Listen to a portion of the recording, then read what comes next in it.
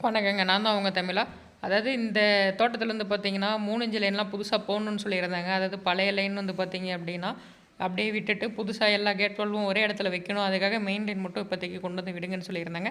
இப்ப 2 கிணத்துலருந்து வரக்கூடிய லைன் வந்துட்டு பார்த்தீங்கன்னா, கட் பண்ணிட்டு அத தனித்தனியா எடுத்துட்டு போறோம். இந்த இடத்துல வந்துட்டு நம்ம பெண்ட் யூஸ் பண்ணி போட்டிருப்போம். அதாவது மெயின் லைனுக்கு மட்டும் பார்த்தீங்கன்னா, நம்ம பெண்ட் யூஸ் பண்ணுவோம். அதேபோல சப்லைனுக்கு எல்லாமே வந்து பார்த்தீங்க அப்டின்னா, நம்ம எல்போ தாங்க யூஸ் பண்ணிருவோம். சப்லைன் யூஸ் பண்ற இடத்துல எல்லாமே வந்துட்டு நம்ம கேட் வால்லாம் வைப்போம் பார்த்தீங்களா? அந்த இடத்துல வந்துட்டு நம்ம கேட் வால் வைக்கும்போது பெண்ட் யூஸ் பண்ணணும் அப்படின்னா ரொம்ப லென்த்தா போகும். நம்ம எல்போ யூஸ் பண்ணும்போது ஒரு குறுகிய இடத்துலயே வந்து நம்மளால கேட் வால் வந்து அழகா வைக்க முடியும். அதேபோல ரீவொர்க்குக்கும் ரொம்பவே ஈஸியா இருக்கும்.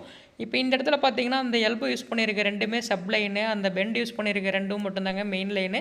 ஒரே குழியில நம்ம 2 அல்லது அதற்கு மேற்பட்ட பைப்லாம் போடும்போது என்ன பண்ணணும்னா, ஒரு பைப்புக்கும் இருக்க கேப் வந்துட்டு குறைஞ்சது ஒரு 5 இன்ச்சாவது வைக்கணும். அதேபோல குழி மூடுறதுக்கு முன்னாடி பைப்புக்கு அடியில ஏதாவது கல் இருக்கா அப்படிங்கிறத ஒன்ஸ் செக் பண்ணிக்கோங்க.